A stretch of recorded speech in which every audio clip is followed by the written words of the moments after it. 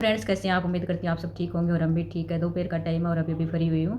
तो मैंने सोचा, मैंने कल जो वीडियो शेयर किया था काफ़ी दुःख भरा और इमोशनल था, तो मैं उस पे जो कमेंट आए थे उसका रिप्लाई कर देती हूँ। तो कमेंट कोई वो नहीं आए जैसे मैंने एक रिप्लाई मांगा था कि अगर आपके पास कोई भी इलाज हो, कुछ भी नई जानकारी हो तो मेरे साथ ज़रूर शेयर कीजिएगा। तो शायद सबको ये लगता है कि इसका कोई इलाज नहीं है, ठोस कोई इसकी किसी को जानकारी नहीं थी।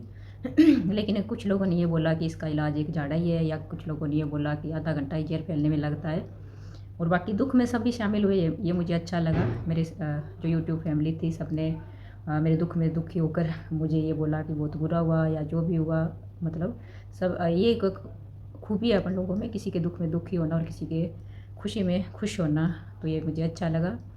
और सबके कमेंट मैंने देखे, लेकिन जैसे पिछले दिनों मैंने मेरे नए नंबर शेयर किए थे, तो उन पे जैसे व्हाट्सएप पे मैसेज आए हुए थे और कॉल भी आई, क्योंकि ऐसी बात किसी को पता चलती है तो कुछ लोग कॉल भी करते हैं।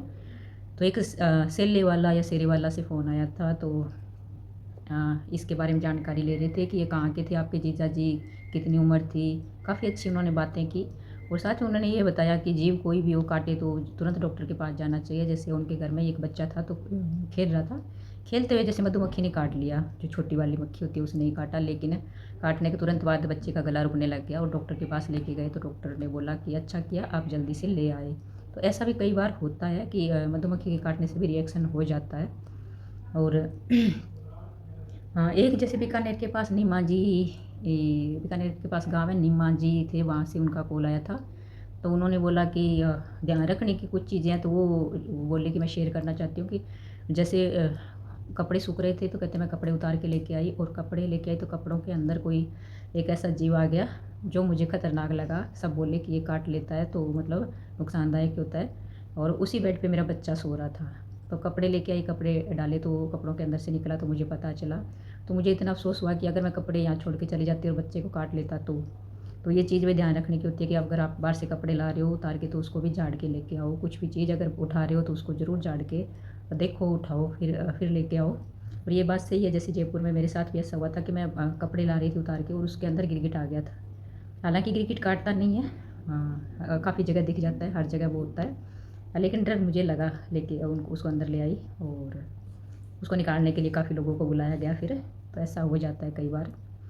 और एक जो मैडम थे वो काफ़ी दुखी हो रखे थे। उसने इस बात पे चर्चा नहीं की कि क्या कैसे हादसा हुआ या क्या ऐसे हो जाता है, क्योंकि वो बोले कि उनके छोटी उम्र थी तब हस्बैंड एक्सपायर हो गए थे। तो उसके बाद उन्होंने क्या-क्या फेस किया, वो उस बात को जैसे शेयर कर रहे थे कि कितने दुखी हो जाते हैं कई बार अपन इन चीज़ों के पीछे। जैसे हस्बैंड एक्सपायर हुए तो सब मेरे साथ थे, सब ऐसे बोल रहे थे बुरा हुआ, भई कैसे टाइम पास होगा, सब साथ खड़े थे, सब कुछ हुआ। लेकिन जब मैं अपनी मर्ज़ी से कुछ करने लगी तो सब जैसे लोग बातें बनाने लग गए या ऐसे। तो लोगों में लोग तो कौन होते हैं, जैसे आपके घर के ही 2-4 लोग होते हैं जिनको खाली बैठे ये 2-4 बातें ही करनी होती है।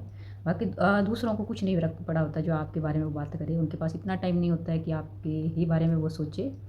तो घर में 2-4 लोग होते हैं, तो वो आपकी कामयाबी का भी कारण बन सकते हैं और आपको रोक भी सकते हैं। वो आप पे डिपेंड करता है कि आप उसको किस तरह से ले रहे हो। आप अपने सही रास्ते जा रहे हो, सही रास्ते आ रहे हो तो इग्नोर करके आप अपना आगे बढ़ो, मेरा कहना यही है। बाकी सबके घर की अलग-अलग एक प्रॉब्लम होती है, कहानी होती है। तो इन्होंने काफ़ी कुछ बातें बताई, मुझे वो बिल्कुल भी अच्छी नहीं लगी, क्योंकि एक औरत को इतना परेशान करना भी नहीं बनता है किसी का। तो काम के बारे में वो बोल रहे थे, तो काम अगर इनके अंदर आपको यही बोल रही हूँ कि अगर आपके अंदर टैलेंट है तो आप बिल्कुल भी अपने आप को मत रोकिएगा, आगे बढ़िएगा, काम कीजिएगा। और साथ में ये भी बोल रहे थे कि मुझे लोग झट से ये बोल देते हैं कि तुझे क्या चाहिए? 2 टाइम की रोटी चाहिए, 2 कपड़े चाहिए और क्या चाहिए? तो जो बोलते हैं मैं उनसे पूछना चाहती हूँ, क्यों चाहिए 2 टाइम की रोटी और 2 कपड़े? क्योंकि एक इंसान है, उसको सब कुछ चाहिए, रहने के लिए घर चाहिए, और जिस घर में रह रहा है उसमें हज़ार तरह के खर्चे हैं, बिजली है, पानी है, उनका रहन-सहन है, उनके जहाँ वो रह रहे हैं उनके पास 4 लोग आ रहे हैं, उनका खर्चा है, और उनके 4 रिश्तेदार हैं जहाँ ये जा रहे हैं उस चीज़ का खर्चा है, या उसके मतलब सास-ससुर हैं, उनके बच्चे हैं, उनकी ज़िम्मेवारी इन पे है। तो मतलब इतना एकदम से कैसे इनको अलग कर देते हो कि हाँ, आपको 2 रोटी 2 कपड़े ही चाहिए।